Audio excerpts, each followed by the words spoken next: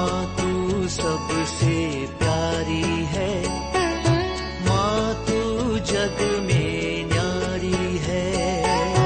माँ तू सबसे प्यारी है, माँ तू जग में न्यारी है।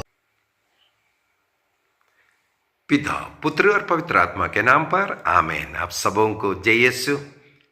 चालीसा काल मनन चिंतन में हम लोग आज योहन का पहला पत्र उसके अध्याय 5 फर्स्ट जॉन चैप्टर 5 वर्स 16 और 17 को यदि हम पढ़ेंगे 16 और 17 को, वहां पर हम लोग पढ़ते हैं, यदि कोई अपने भाई को ऐसा पाप करते देखता है जो प्राण घातक ना हो, तो वह उसके लिए प्रार्थना करे और ईश्वर उसका जीवन सुरक्षित रखेगा। यदि कोई अपना भाई ऐसा कोई छोटे छोटे गलतियां करते हैं, पाप करते हैं, ये देख रहा है, तो आप उसके लिए प्रार्थना करो। आपकी प्रार्थना के द्वारा उस भाई को उस पाप से मुक्ति मिलेगा करके। प्राणघातक पाप नहीं, छोटा पाप होना चाहिए। ऐसे पाप से उसको सुरक्षित रखेगा, जीवन सुरक्षित होगा। ये उन लोगों पर लागू है जिनका पाप प्राणघातक नहीं है, क्योंकि एक पाप ऐसे भी होता है जो प्राण घातक होता है। उनके विषय में मैं नहीं कहता कि आप प्रार्थना करें। हर अधर्म पाप है, हर अधर्म पाप है, किंतु हर पाप प्राण घातक नहीं है। यदि हर पाप प्राणघातक नहीं है लेकिन हर अधर्म पाप है, इसका मतलब कुछ ऐसे अधर्म है जो प्राणघातक नहीं है।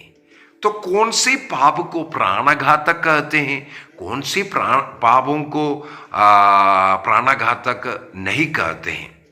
हमारे कैथोलिक कलीसिया का धर्म शिक्षा ग्रंथ कैटेकिज्म ऑफ कैथोलिक चर्च 1854 में इन पापों के विषय में कौन सा पाप प्राणघातक है, कौन सा पाप प्राणघातक नहीं है, इसको कैसे समझे, इसका एक तरीका बता करके दिया। जो प्राणघातक पाप, जिसे हम लोग आत्ममारू पाप या घोर पाप कहते हैं, वो किससे है? एक पाप घोर पाप या आत्ममारू पाप या प्राणघातक पाप बनने के लिए 3 बातें पूरा होना है। यदि ये 3 कंडीशंस पूरा है तो वो पाप प्राणघातक पाप होगा, आत्ममारू पाप होगा, घोर पाप होगा। तो एक पाप आत्ममारू पाप कहने के लिए, प्राणघातक कहने के लिए 3 बातें हैं। सबसे पहला, ये जो पाप है गंभीर विषय का पाप होना चाहिए। गंभीर विषय का पाप, जैसे मैं कई बार क्लास में बताया, यदि हम हर इतवार को गिरजा नहीं जाते हैं प्रार्थना करने के लिए, मिस्सा बलिदान में पूर्ण रूप से हर इतवार को भाग नहीं जाते, भाग नहीं लेते हैं, वो एक घोर पाप है, आत्ममारू पाप है। क्या कारण है? वो ईश्वर से संबंधित विषय है, ईश्वर के खिलाफ, ईश्वर का अनादर का, ईश्वर को मान सम्मान ना देने का, वो ईश्वर से जुड़ा हुआ बात होने के कारण वो एक गंभीर विषय है। दूसरी बात, पाप के विषय में व्यक्ति को पूर्ण ज्ञान होना है।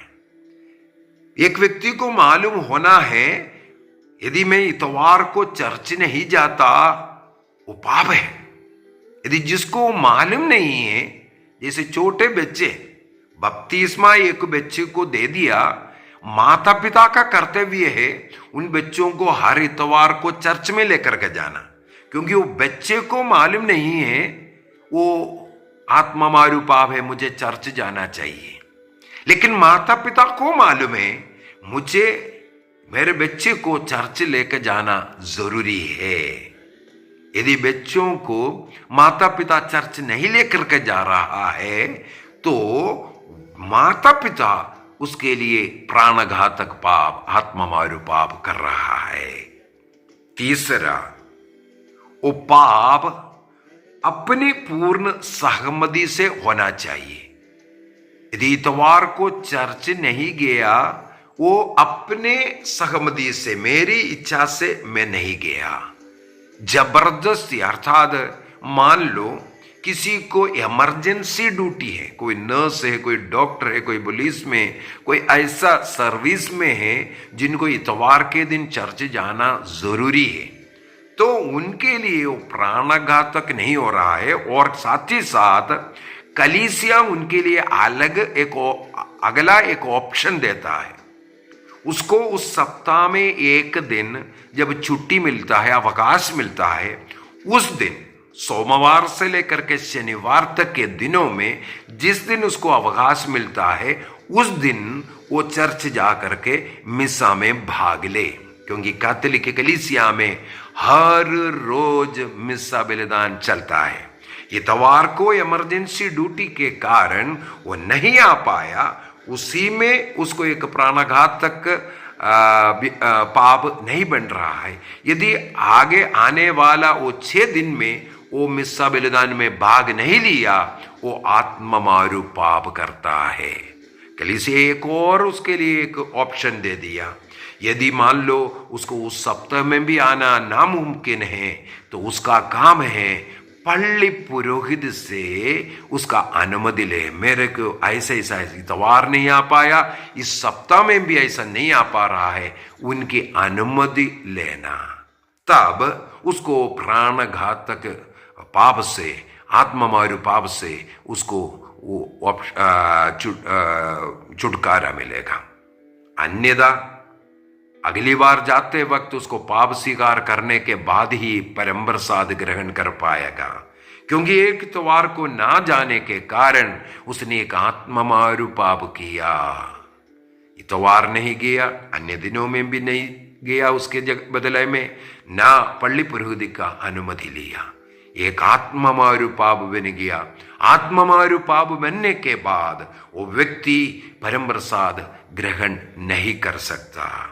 इसका मतलब है एक व्यक्ति दुष्टता के कारण, अपनी इच्छा से मैं नहीं करूंगा, मेरा मर्जी, इस प्रकार के एक दुष्ट स्वभाव के कारण और अपनी हृदय की कठोरता में जानबूझ करके करने वाला एक गंभीर स्वभाव के पाप होने के कारण ईश्वर उस व्यक्ति, वो जो कठोर पाप करने के कारण वो नरक के योग्य बन सकता है, और धीरे धीरे इस प्रकार का वो अनेकों पापों में जाते जाएगा, और उसका अंतःकरण उसको शुरू में दोषी ठहराया, इसके बाद वो पाप का कोड़ी बन करके उसको कोई अनुभव नहीं होगा, ये नरक का योग्य बनेगा। इसलिए मनुष्य को ये 40 काल में एक निर्णय करना, इस प्रकार मन वचन कर्म के द्वारा जितने भी आत्ममारू पाप बनने के लिए 3 बातें बोला। गंभीर स्वभाव की बात है और उस विषय में उसको जानकारी है और उसके पूर्ण सहमति से वो पाप हुआ है, तो एक आत्ममारू पाप बनता है।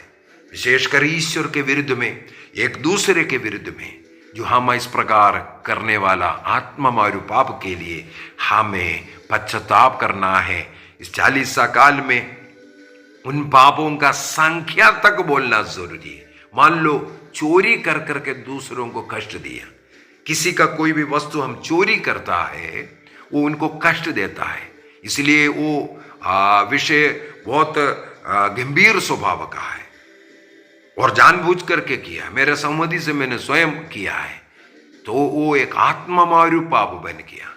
हमने क्या चोरी किया, कितना चोरी किया, इसका पूर्ण विवरण पाप स्वीकार में बोलना जरूरी है।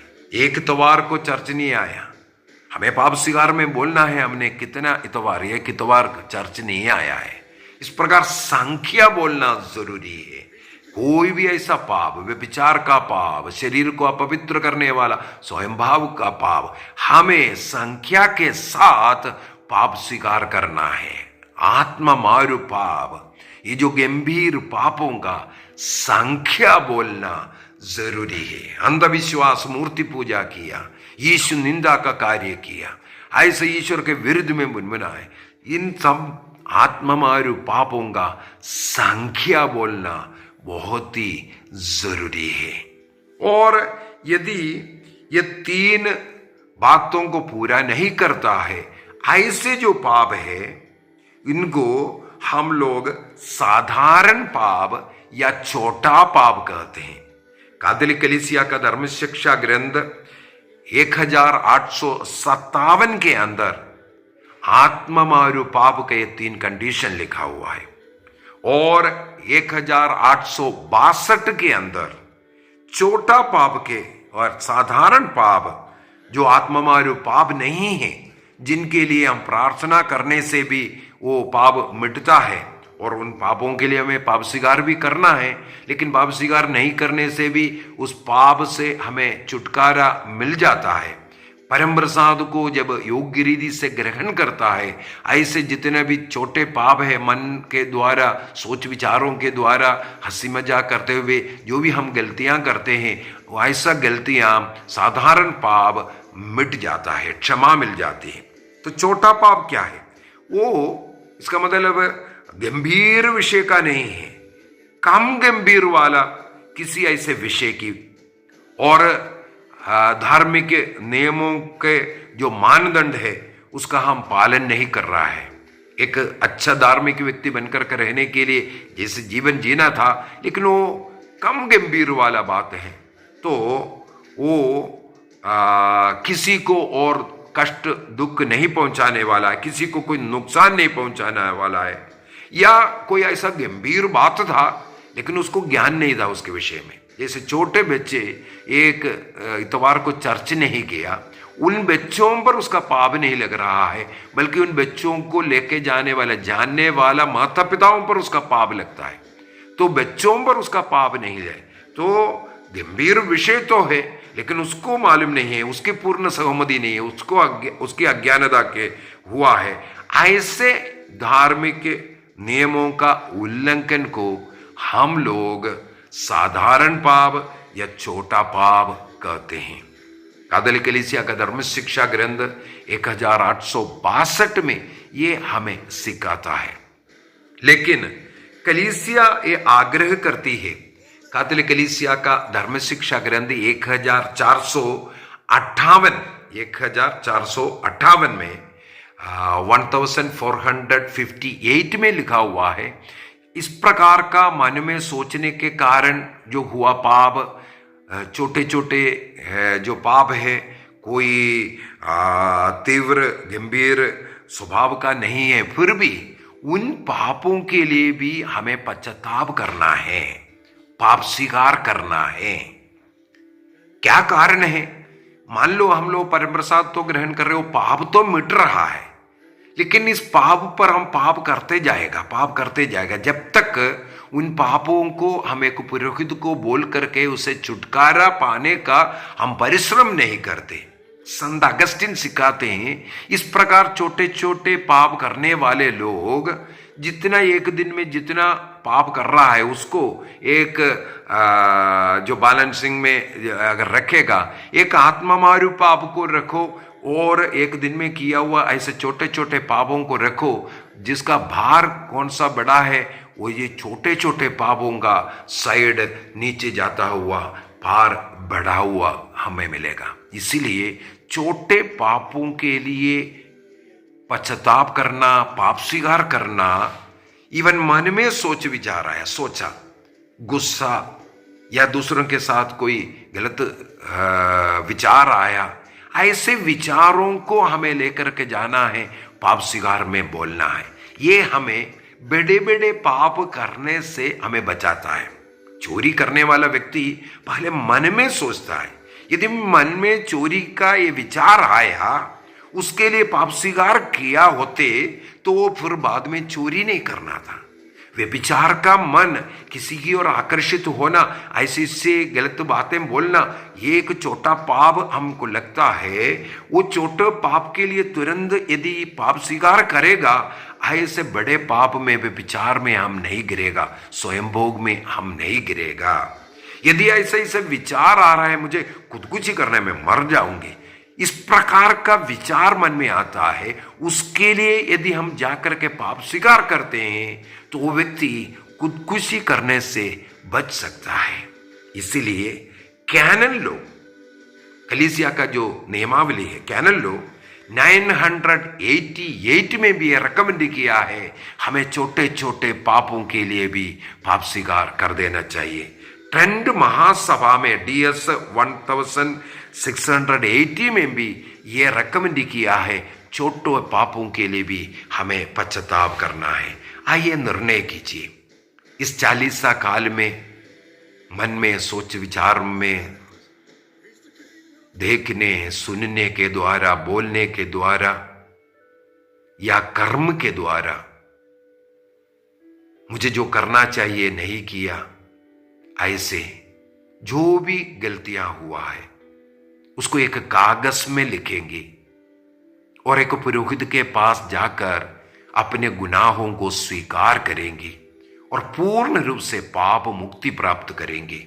निर्णय कीजिए पापों को एक कागज में लिख करके पुरोहित के पास जाने का, ताकि हम एक भी पाप ना छूट जाए।